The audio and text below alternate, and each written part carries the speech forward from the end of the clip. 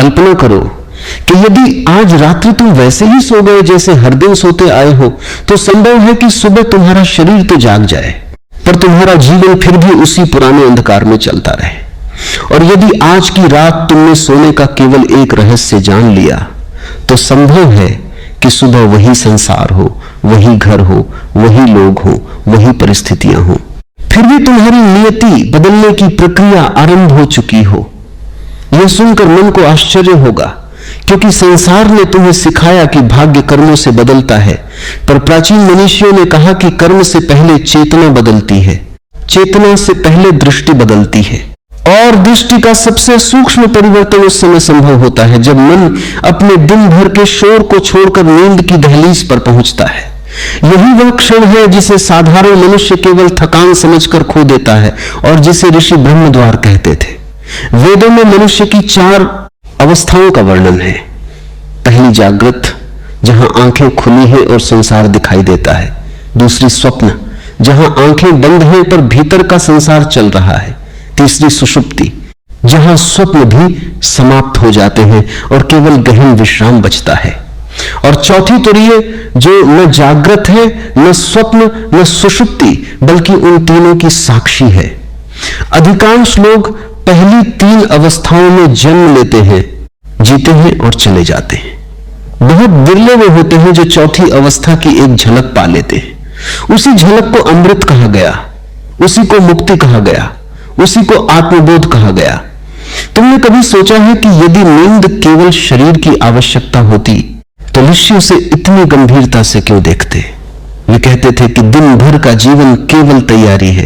असली परीक्षा तो उस अंतिम क्षण में होती है जब चेतना धीरे धीरे विचारों का वस्त्र उतारने लगती है। जिस भाव के साथ मनुष्य नींद में प्रवेश करता है, वही भाव उसके अवचेतन की भूमि में बीज बन जाता है। वही बीज समय आने पर कर्म बनता है, कर्म से परिस्थिति बनती है और परिस्थिति को लोग भाग्य का नाम दे देते हैं। इसलिए जिसने बीज बदल लिया उसने भविष्य बदल दिया। एक अत्यंत प्राचीन कथा है। कहा जाता है कि एक युवा साधक अनेक वर्षों तक तप करता रहा, फिर भी उसे सत्य का अनुभव नहीं हुआ। वह निराश होकर एक वृद्ध मुनि के पास पहुंचा। उसने कहा, मैंने यज्ञ किए, व्रत किए, तीर्थ किए, मंत्र किए, फिर भी भीतर अंधेरा है।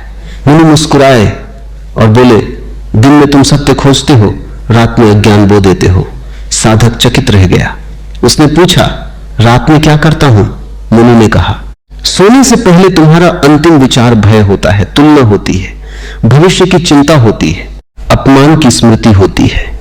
तुम पूरे दिन साधना करते हो और रात में उसी खेत में कांटे बो देते हो। फिर सुबह फूल कैसे खिलेंगे? उस दिन से साधक ने केवल एक अभ्यास आरंभ किया। वह सोने से पहले कुछ क्षण मौन बैठता, अपने भीतर उठते प्रत्येक विचार को बिना पकड़े देखता और अंत में केवल इतना अनुभव करता कि मैं शरीर नहीं, विचार नहीं, केवल साक्षी हूं। कहा जाता है कि कुछ ही महीनों में उसके भीतर ऐसी शांति उतर आई जिसे शब्दों में बांधा नहीं जा सकता। इस कथा का अर्थ बाहरी चमत्कार नहीं, बल्कि चेतना का विज्ञान है। आज विज्ञान भी स्वीकार करता है कि नींद के समय मस्तिष्क दिन भर के अनुभवों को व्यवस्थित करता है, स्मृतियों को गहराई में स्थापित करता है और अनेक तंत्र नए संबंध बनाते हैं। यदि दिन का अंतिम प्रभाव भय है तो वही गहराई में उतरता है। यदि अंतिम प्रभाव कृतज्ञता है तो वही भीतर जड़ पकड़ता है। यदि अंतिम प्रभाव मौन है तो मन धीरे धीरे अपने मूल स्वरूप को पहचानने लगता है। प्राचीन मनुष्यों ने इसे हजारों वर्ष पहले अनुभव के आधार पर जाना था। इसलिए वे कहते थे कि रात केवल अंधकार नहीं, अदृश्य सृजन का समय है। जब पूरा संसार सो रहा होता है तब तुम्हारे भीतर भविष्य का निर्माण चल रहा होता है। इसलिए यह मत पूछो कि भाग्य कहां लिखा है, पहले यह देखो कि हर रात सोने से पहले तुम्हारे भीतर क्या लिखा जा रहा है। यही वह गुप्त ज्ञान है जिसे वेदों ने संकेतों में कहा, जिसे उपनिषदों ने मौन में छिपाया और जिसे केवल अनुभव करने वाले ही समझ सके। जब मनुष्य यह जान लेता है कि नींद अचेतन में गिरना नहीं बल्कि चेतना के और गहरे उतरने का अवसर है, तभी उसकी यात्रा वास्तव में आरंभ होती है। जिस दिन मनुष्य यह समझ लेता है कि उसकी सबसे बड़ी शक्ति उसके जागते हुए विचारों में नहीं बल्कि सोने से ठीक पहले की अंतिम चेतना में छिपी है, उसी दिन उसके भीतर एक नया अध्याय आरंभ हो जाता है।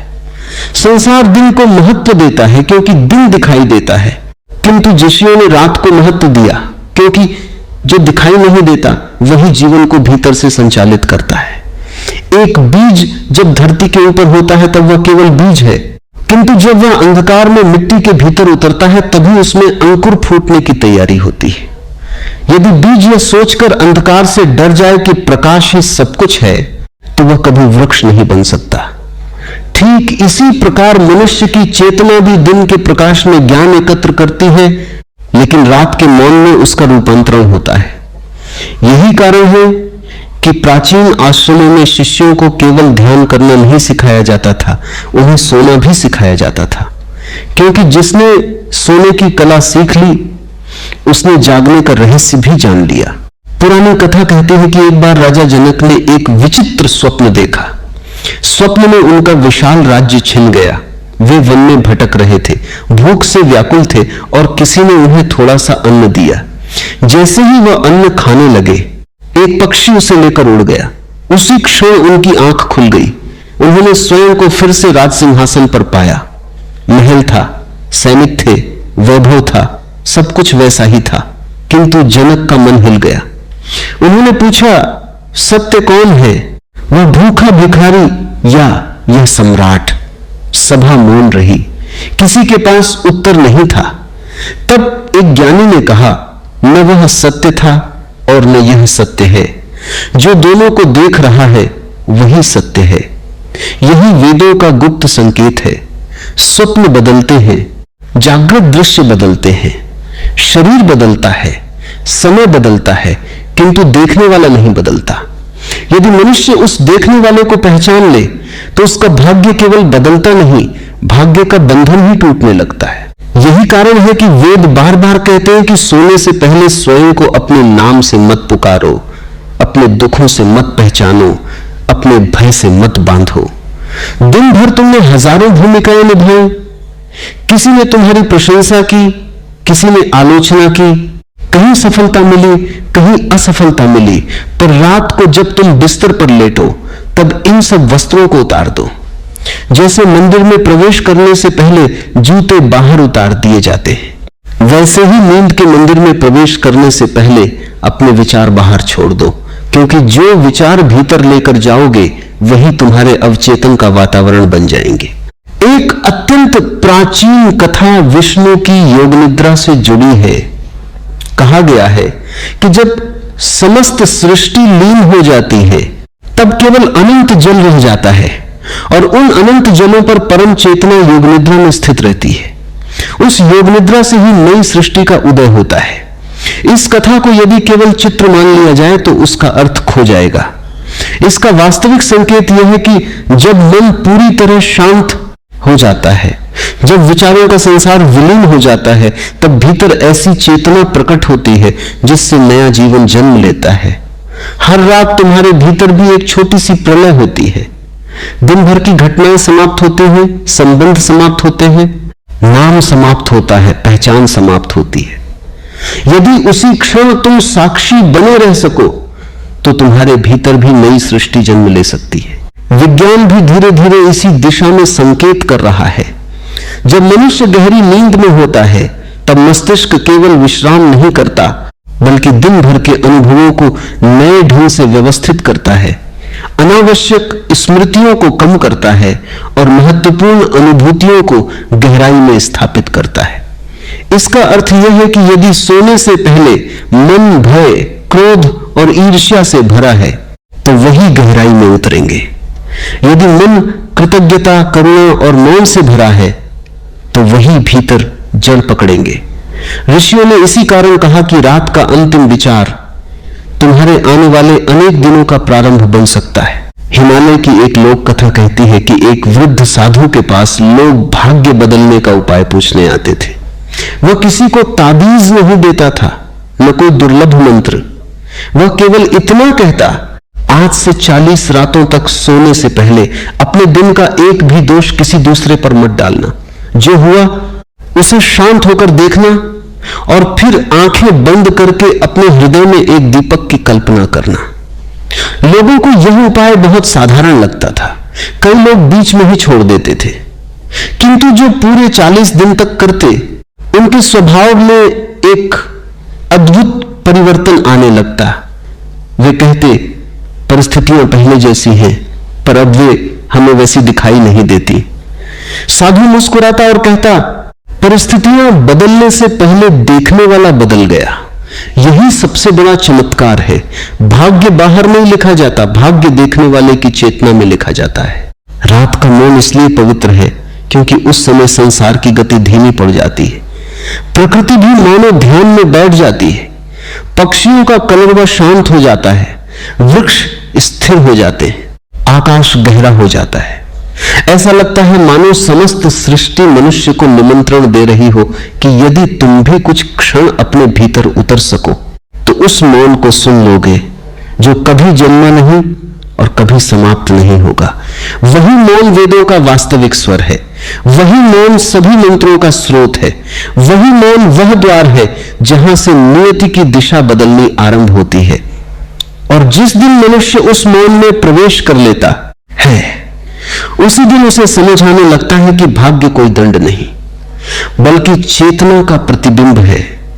जो भीतर बदलता है वही धीरे धीरे बाहर आकार लेने लगता है, जैसे शांत झील में आकाश बिना प्रयास के उतर आता है। और यहीं से एक ऐसा रहस्य प्रारंभ होता है जिसे प्राचीन गुरुकुलों में हर शिष्य को तुरंत नहीं बताया जाता था, क्योंकि जिस ज्ञान का संबंध चेतना से हो वह केवल सुन लेने से उपयोगी नहीं होता, उसे धीरे धीरे अपने भीतर उतरने देना पड़ता है।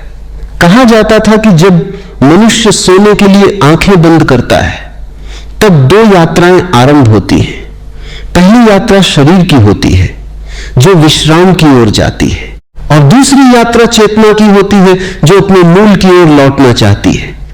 अधिकांश लोग पहली यात्रा तक ही सीमित रह जाते हैं, इसलिए सुबह केवल उनका शरीर ताजा होता है, आत्मा नहीं। किंतु जिसने दूसरी यात्रा का संकेत पा लिया उसके लिए प्रत्येक रात्रि एक तीर्थ बन जाती है। वह जान जाता है कि अंधकार भय का प्रतीक नहीं बल्कि उस अनंत गर्भ का प्रतीक है जहां से प्रत्येक प्रकाश जन्म लेता है। जैसे बीज मिट्टी के अंधकार में वृक्ष बनता है, वैसे ही मनुष्य का वास्तविक जीवन भी भीतर के मौन में आकार लेता है। यही कारण है कि उपनिषद बार बार कहते हैं कि जो स्वयं को जानना चाहता है वह केवल दिन के प्रकाश को मत देखो, उस मौन को भी पहचानो जहां प्रकाश और अंधकार दोनों विलीन हो जाते हैं। महाभारत में एक अत्यंत सूक्ष्म संकेत मिलता है। जब महान युद्ध समाप्त हुआ तब युधिष्ठिर के पास राज्य था, विजय थी, सम्मान था, फिर भी उनके भीतर गहरी अशांति थी। उन्हें समझ नहीं आ रहा था कि इतनी बड़ी सफलता के बाद भी मन शांत क्यों नहीं है। तब महर्षि व्यास ने उन्हें समझाया कि बाहरी विजय मन की पराजय को समाप्त नहीं करती। जब तक भीतर के संस्कार शांत नहीं होते तब तक राजमहल भी मनुष्य को शांति नहीं दे सकता। इस कथा का छिपा हुआ अर्थ यह है कि मनुष्य का सबसे बड़ा युद्ध बाहर नहीं भीतर चलता है। दिन भर वह संसार से लड़ता है, किंतु रात को उसे अपने ही मन से मिलना पड़ता है। यदि दिन का सारा संघर्ष लेकर वह नींद में उतरता है तो वही संघर्ष उसके अवचेतन में और गहरा बैठ जाता है। इसलिए प्राचीन साधना में कहा गया कि सोने से पहले स्वयं को क्षमा करो, दूसरों को भी क्षमा करो, क्योंकि क्षमा केवल संबंधों को नहीं बदलती, वह अवचेतन की मिट्टी को भी निर्मल कर देती है। एक और पुरानी कथा सुनो। हिमालय के एक आश्रम में एक बालक वर्षों तक वेदों का अध्ययन करता रहा। उसे सभी मंत्र कंठस्थ थे, सभी शास्त्र याद थे, फिर भी गुरु उसे अंतिम दीक्षा नहीं देते थे। एक दिन उसने विनम्र होकर पूछा, गुरुदेव मुझ में कमी क्या है? गुरु ने उत्तर दिया, तुम्हारे पास शब्द बहुत हैं, मौन नहीं। आज से 7 रात तक कोई मंत्र मत जपना, केवल सोने से पहले अपने श्वास को देखना। बालक को यह बात समझ नहीं आई, फिर भी उसने आज्ञा का पालन किया।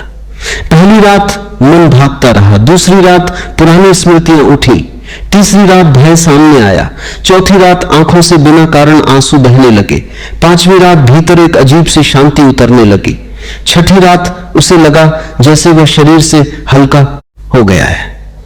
और 7वीं रात पहली बार उसने अनुभव किया कि विचारों के पीछे भी कोई है जो कभी नहीं बदलता। अगले दिन गुरु ने उसे देखकर कहा, अब तुम्हें किसी मंत्र की आवश्यकता नहीं रही, अब मंत्र तुम्हारे भीतर स्वयं प्रकट होगा। यह कथा बताती है कि वास्तविक ज्ञान शब्दों से नहीं, अनुभव से जन्म लेता है।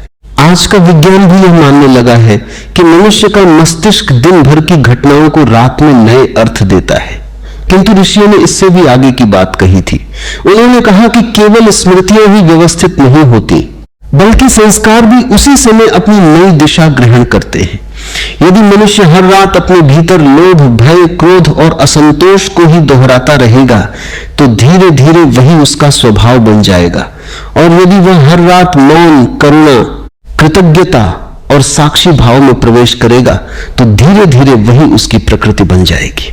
इसलिए भाग्य कोई अचानक होने वाली घटना नहीं, वह हजारों सूक्ष्म रात्रियों में बोए गए संस्कारों का वृक्ष है। कहा जाता है कि एक बार देवर्षि नारद ने भगवान से पूछा, संसार में सबसे कठिन साधना कौन सी है? उत्तर मिला, दिन में सजग रहना कठिन है, पर उससे भी कठिन है रात में स्वयं को भूलने से बचना, क्योंकि नींद के ठीक पहले मनुष्य सबसे अधिक असुरक्षित होता है। उसी समय उसके भीतर दिन भर का संचित भय भी उठता है, इच्छाएं भी उठती हैं, कल्पनाएं भी उठती हैं। यदि उसी क्षण वह साक्षी बन सके तो धीरे धीरे उसका अवचेतन निर्मल होने लगता है। यही वह रहस्य है जिसे वेदों ने संकेतों में छिपाया, क्योंकि यह शब्दों से अधिक अनुभव का विषय है। धीरे धीरे यह समझ आने लगता है कि किस्मत कोई बाहर बैठा हुआ देवता नहीं लिख रहा, वह प्रत्येक रात तुम्हारे भीतर लिखी जा रही है। तुम्हारा अंतिम भाव, तुम्हारी अंतिम अनुभूति, तुम्हारा अंतिम मौन ही आने वाले दिनों का बीज बनता है।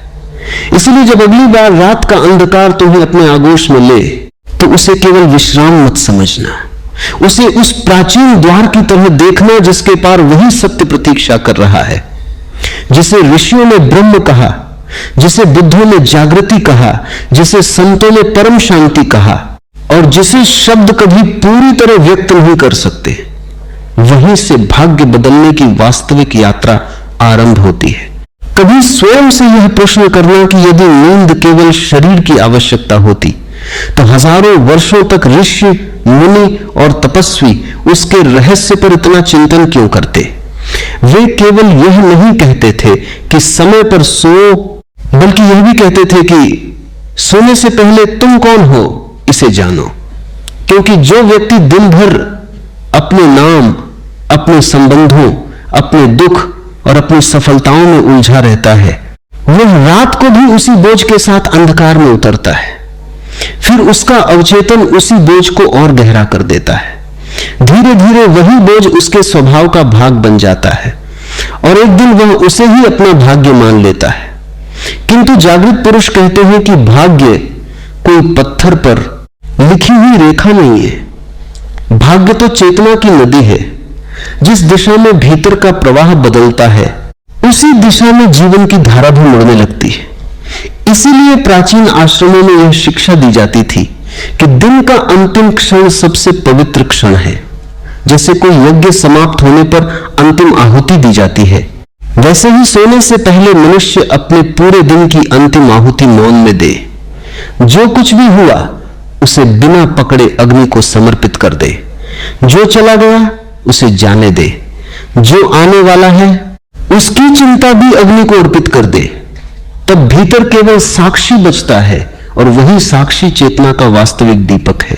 एक अत्यंत प्राचीन कथा मार्कंडेय ऋषि से जुड़ी हुई है। कहा जाता है कि एक समय ऐसा आया जब संपूर्ण सृष्टि प्रलय के जल में विलीन हो गई। न पर्वत रहे, न वन रहे, न आकाश की सीमाएं रही। चारों ओर केवल अनंत जल था। उसी जल के मध्य एक छोटे से वट वृक्ष के पत्ते पर एक दिव्य बालक शांत भाव से विश्राम कर रहा था। मार्कंडेय ने उस दृश्य को देखा और विस्मित रह गए। उन्होंने अनुभव किया कि जहां सब कुछ समाप्त हो जाता है वहां भी चेतना समाप्त नहीं होती। यह कथा केवल कल्पना नहीं है, इसका संकेत अत्यंत गहरा है। प्रत्येक रात्रि जब तुम गहरी नींद में प्रवेश करते हो तब तुम्हारे लिए भी दिन भर का संसार लीन हो जाता है। तुम्हारा घर, तुम्हारा नाम, तुम्हारा व्यवसाय, तुम्हारा सम्मान, तुम्हारी चिंता, सब कुछ समय के लिए मिट जाता है। फिर भी सुबह तुम लौट आते हो। प्रश्न यह है कि जो लौट कर आता है वह कौन है? यदि यह प्रश्न भीतर जीवित हो जाए तो साधना का जन्म हो जाता है, और यदि यह प्रश्न केवल जिज्ञासा बनकर रह जाए तो जीवन पुरानी आदतों में ही बीत जाता है। ऋषियों ने कहा कि मनुष्य की सबसे बड़ी भूल यह है कि वह स्वयं को अपने विचार समझ बैठता है। विचार आते हैं, जाते हैं, कभी प्रसन्नता आती है, कभी उदासी, कभी आशा आती है, कभी निराशा, कभी विश्वास जन्म लेता है, कभी संदेह। यदि यही तुम्हारा वास्तविक स्वरूप होता तो तुम्हारा अस्तित्व हर क्षण बदलता रहता, किंतु ऐसा नहीं है। इन सब के पीछे कोई है जो बचपन में भी था, युवावस्था में भी है और वृद्धावस्था में भी रहेगा। वही देखने वाला तत्व वास्तविक चेतना है। नींद उसी देखने वाले के सबसे निकट पहुंचने का अवसर है, क्योंकि उस समय विचारों का शोर धीरे धीरे शांत होने लगता है। जैसे सांझ के समय पक्षी अपने घोंसले में लौट आते हैं, वैसे ही विचार भी धीरे धीरे अपने स्रोत में लौटने लगते हैं, किंतु मनुष्य उन्हें पकड़कर फिर बाहर खींच लाता है।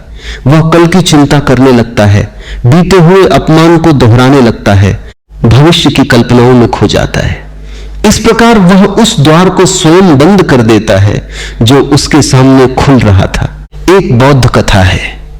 एक भिक्षु वर्षों तक ध्यान करता रहा, फिर भी उसे शांति का अनुभव नहीं हुआ।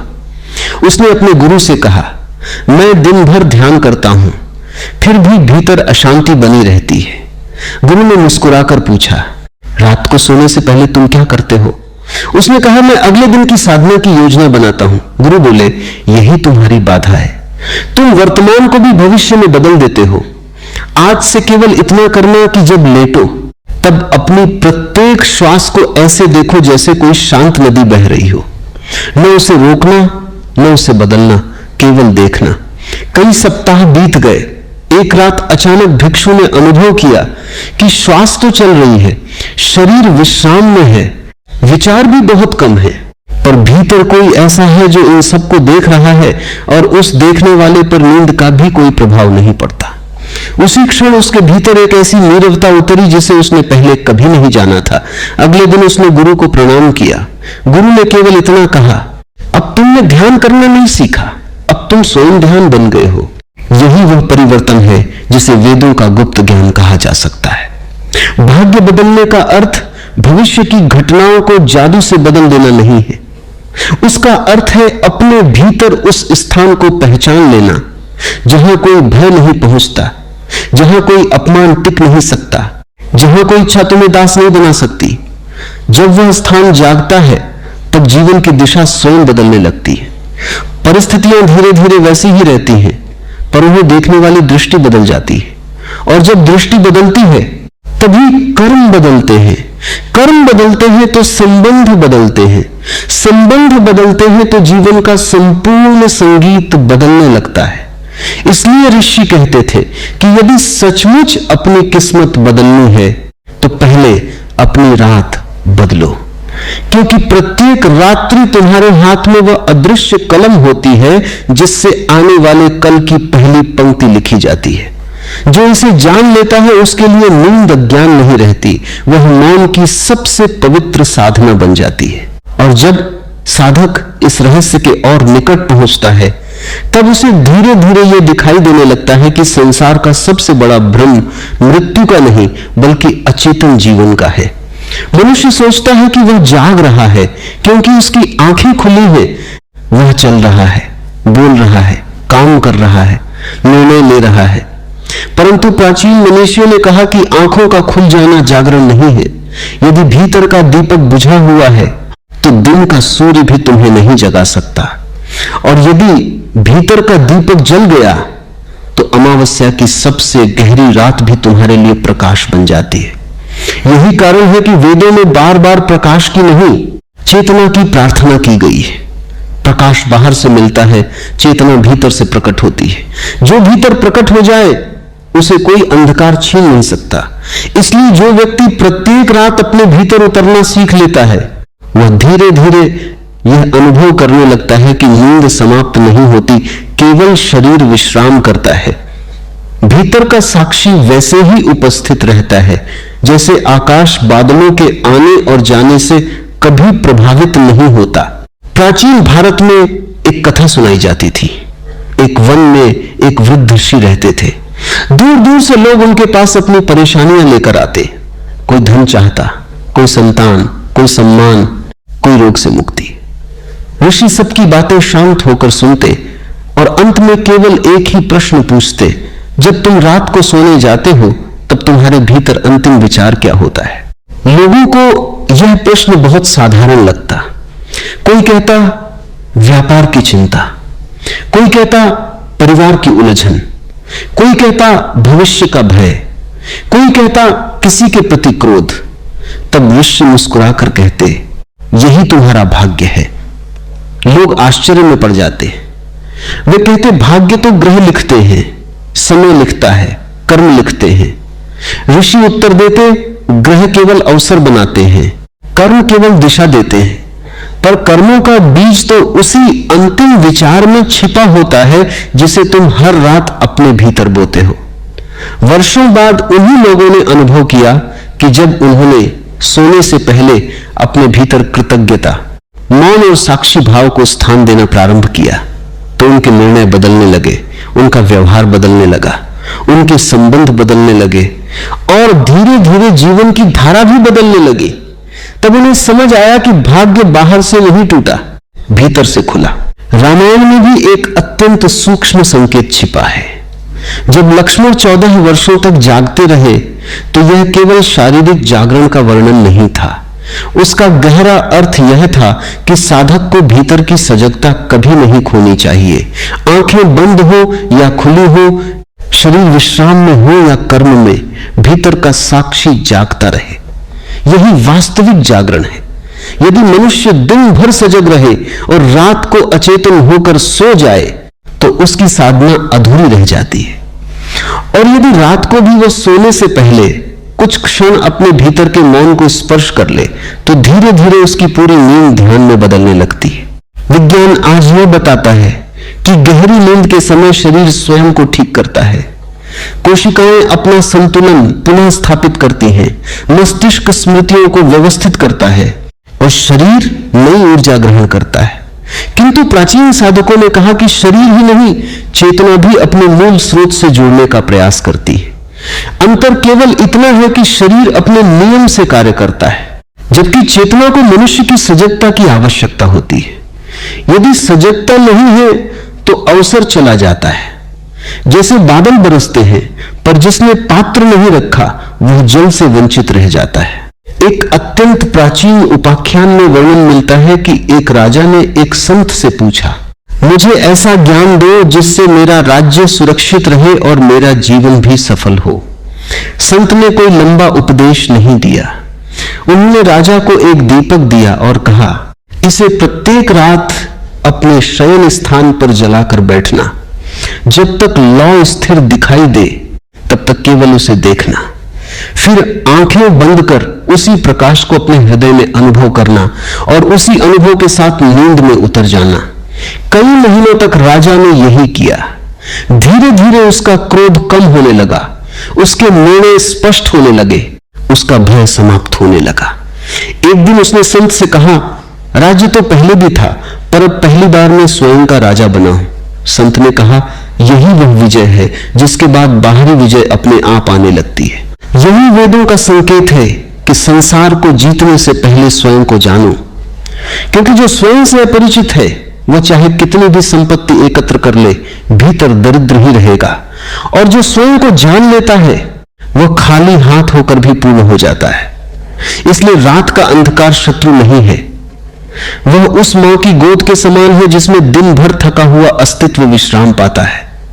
यदि उस गोद में तुम भय लेकर जाओगे तो भय और गहरा होगा, यदि इच्छा लेकर जाओगे तो इच्छा और प्रबल होगी, यदि क्रोध लेकर जाओगे तो क्रोध और कठोर होगा, किंतु यदि मौन लेकर जाओगे तो मौन तुम्हें उसी स्रोत तक पहुंचा देगा जहां से समस्त वेद निकले, जहां से समस्त मंत्र प्रकट हुए, जहां से समस्त ऋषियों ने सत्य का प्रथम स्पर्श किया, और उस स्पर्श के बाद मनुष्य को यह अनुभव होने लगता है कि किस्मत बदलने का सबसे गुप्त रहस्य किसी बाहरी चमत्कार में नहीं, बल्कि प्रत्येक रात स्वयं के भीतर लौट आने की उस सरल, शांत और दिव्य यात्रा में छिपा है, जिसे संसार साधारण नींद समझकर अनदेखा कर देता है, जबकि जागृत दृष्टि उसी में ब्रह्म का प्रथम द्वार देखती है।